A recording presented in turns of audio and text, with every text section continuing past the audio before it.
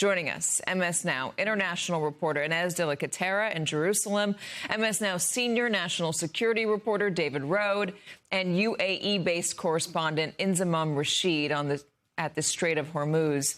Inzamam, I'm going to start with you because I think you have a little news to break here, and I want to make sure we get to it before this briefing starts.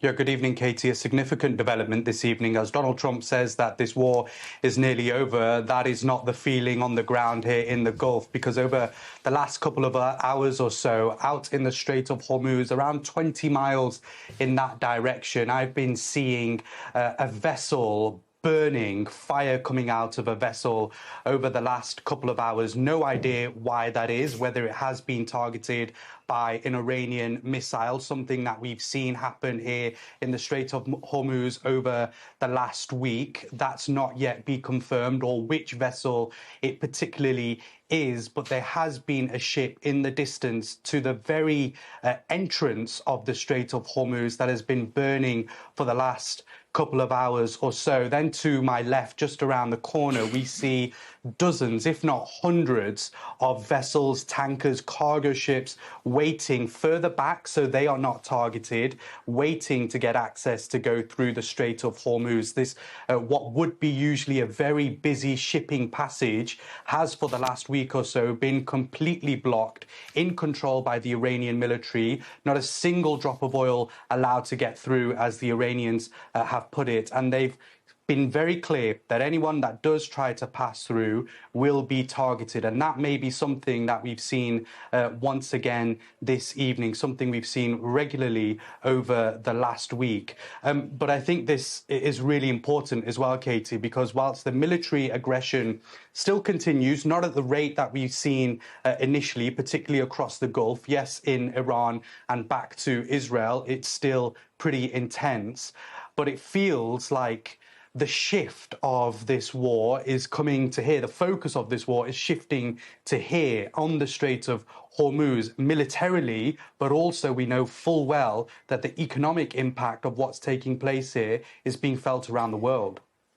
The U.S. has been targeting Iran's Navy, also targeting its missile depots. Why can the U.S., or why is the U.S. having such a hard time getting control of the Strait? What sort of assets does Iran have there? Well, look, this is a very narrow waterway. We know that the geographical struggles that this plays in this region as a result of this waterway. Iran has got a number of facilities here. You've got to remember the way that this lies as well. It's the UAE and Oman together, and on the other side you have Iran, and effectively they've got ports, they've got navy vessels, they've got missile launch systems on the ground very close to the Strait of Hormuz that they could attack pretty much in seconds.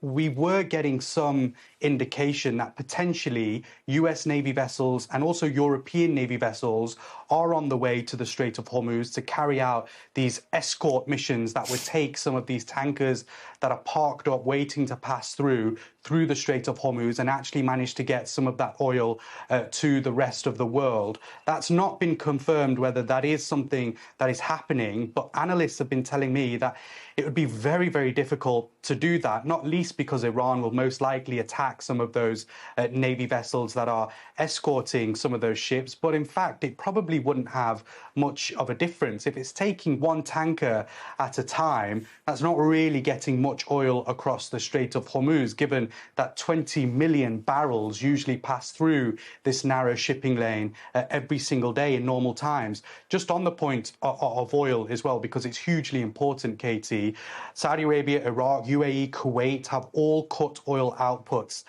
today by almost 7 million barrels a day. Egypt saying that fuel prices have increased by 30%. Bahrain declaring force majeure because their state oil facility was attacked by Iran. And Saudi Aramco, the world's largest oil company, saying today this war threatens catastrophic consequences for oil markets. So whilst Donald Trump has said that it will hit Iran 20 times harder than it already has if they continue to keep this strait closed. The response from the Iranians tonight has been, well, the Strait of Hormuz will either be a place of peace or defeat for warmongers. Again, I think tonight, and given this potential attack in the distance, this really gives a signal of the way this war is shifting. The focus and its geography looks as if it's coming to the Strait of Hormuz. I'm so happy we were able to get that in. And remember, it is a very narrow little spit right there between Oman and the UAE and Iran. Inzamam, thank you so much.